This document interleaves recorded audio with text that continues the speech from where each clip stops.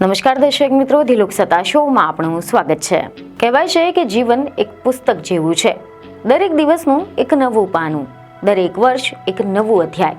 પરંતુ કેટલાક લોકો એવા હોય છે કે જેઓના પુસ્તકના પહેલા જ પાનામાં નસીબની શાહી છૂટી જાય છે અને પછી આખું જ જીવન માત્ર દાગ અને નિશાનો વાંચવામાં જ પસાર થઈ જાય છે.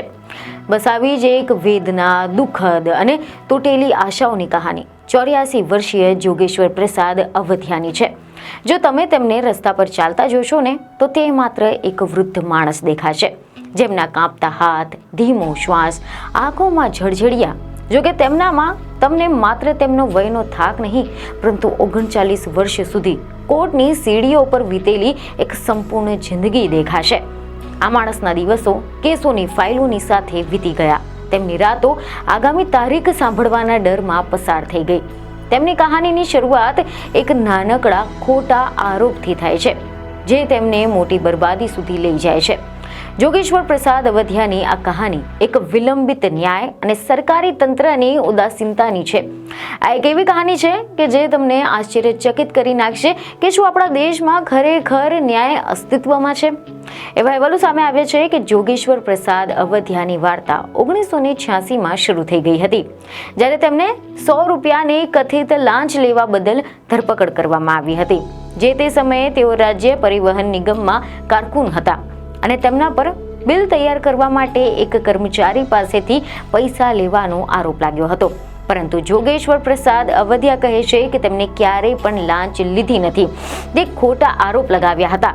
તેના પછી જોગેશ્વર પ્રસાદ અવધિયાનું જીવન ક્યારેય પહેલા જેવું ન રહ્યું. તેમને તેમની નોકરી પણ ગુમાવવી પડી. તેમનો પરિવાર પડી ભાંગ્યો હતો. બાળકોનું ભણતર અને બાળપણ બંને છૂટી ગયું. તેમની પત્નીનું અવસાન થઈ ગયું. પરંતુ તેમને હાર ન માની અને ન્યાય માટે લડતા રહ્યા. અને આખરે જોગેશ્વર પ્રસાદ અવધિયાનો કેસ 39 વર્ષ સુધી કોર્ટમાં ચાલ્યો હતો. આ સમય દરમિયાન તેમણે તેમના જીવનના 14,000 દિવસ કોર્ટમાં વિતાવ્યા. પરંતુ આખરે 2025માં હાઈકોર્ટે તેમને નિર્દોષ જાહેર કર્યા હતા.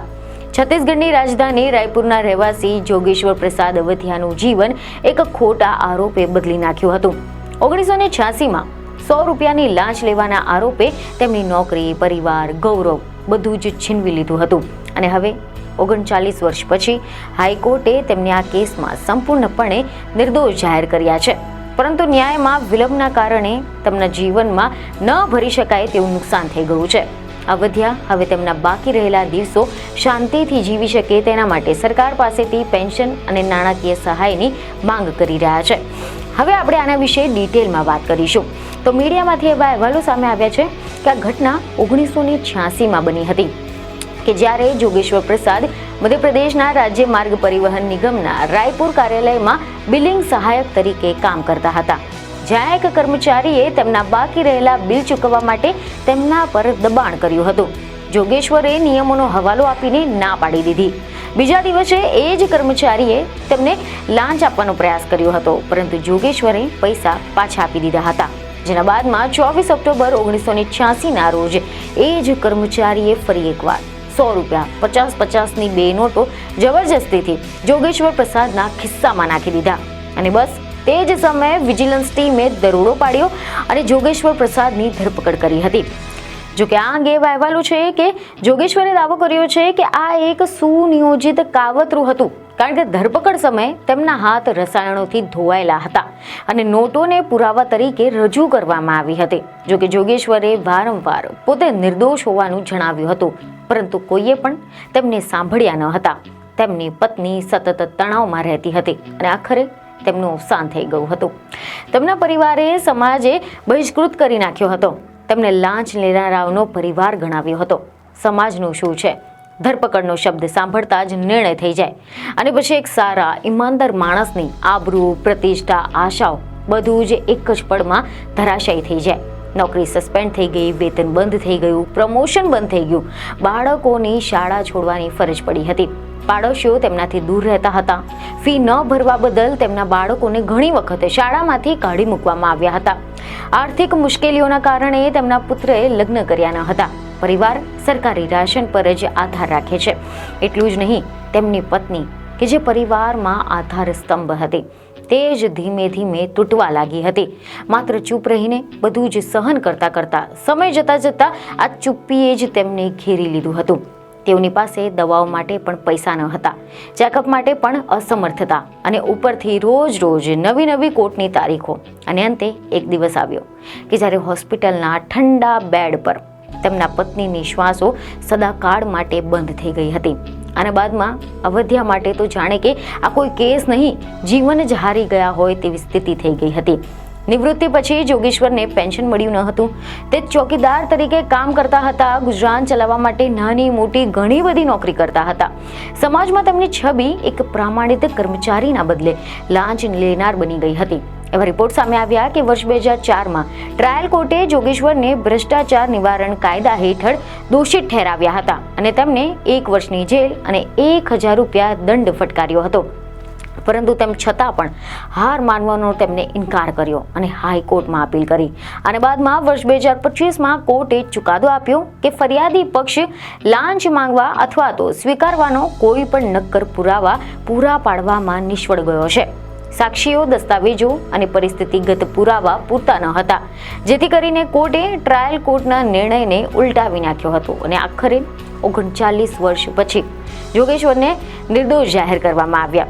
39 વર્ષ, એક પેઢી મોટી થઈ જાય. ઘણા લોકો જીવનના સફર પૂરા કરી ચૂકે તેટલો સમય, અને હાઈકોર્ટનો નિર્ણય આવ્યો, પૂરતા પુરાવા નથી, જોગેશ્વર પ્રસાદ અવધ્યા નિર્દોષ છે અને બસ સમાપ્ત. માત્ર આટલું જ હતું. અને આની સાથે 39 વર્ષનો દુઃખ, 39 વર્ષનું અપમાન, 39 વર્ષનું બરબાદ જીવન માત્ર આ શબ્દોમાં ઘેરાઈ ગયું હતું. જોકે એ સમયે અવધ્યાએ કાગળ જોઈને થોડુંક સ્મિત તો કર્યું, પરંતુ એ સ્મિતના પાછળ અસહ્ય ખાલી પણ છુપાયેલું હતું. તેમના મતે ન્યાય તો મળ્યો, પરંતુ મારી પત્ની પાછી આવશે, મારા બાળકોનું બાળપણ પાછું આવશે, શું મારું ખુશહાલી ભરેલું જીવન હવે પાછું આવશે? આ કહાની માત્ર એક નિર્દોષ માણસ અને તેમના પરિવારની નથી, આખી ન્યાય વ્યવસ્થાના ધીમાપણાનો અરીસો પણ છે. ન્યાયમાં જેટલું મોડું થાય છે તે એટલું જ અન્યાય બનતું જાય છે. અને હવે આજે જોગેશ્વર પ્રસાદ અવધ્યા માત્ર એટલું જ માંગે છે કે તેમની પેન્શન શરૂ થઈ જાય અને તેમના જે અંતિમના દિવસો છે તેમાં તેમને કોઈની પાસે હાથ ન ફેલાવવો પડે. જોગેશ્વર પ્રસાદ અવધ્યાનો કેસ 39 વર્ષ સુધી કોર્ટમાં ચાલ્યો. તેમને ન્યાય મળ્યો, પરંતુ તેમની પત્નીનું અવસાન થઈ ગયું. તેમનો આખો પરિવાર બરબાદ થઈ ગયો. તેમનું જીવન બરબાદ થઈ ગયું. તે વિલંબિત ન્યાય અને સરકારી તંત્રની ઉદાસીનતાની વાર્તા દર્શાવે છે.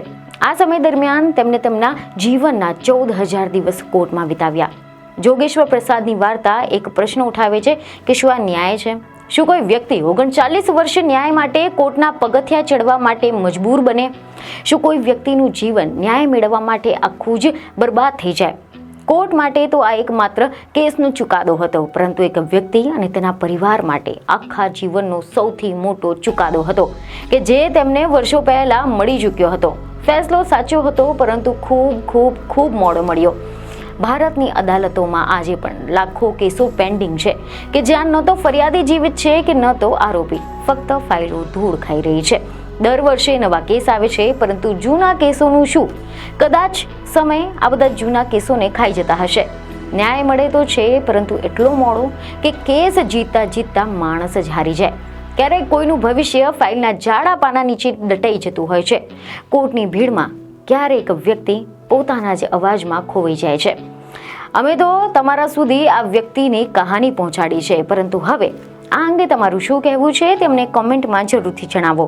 બીજને ખબર સાથે ફરી મળીશું. ધન્યવાદ.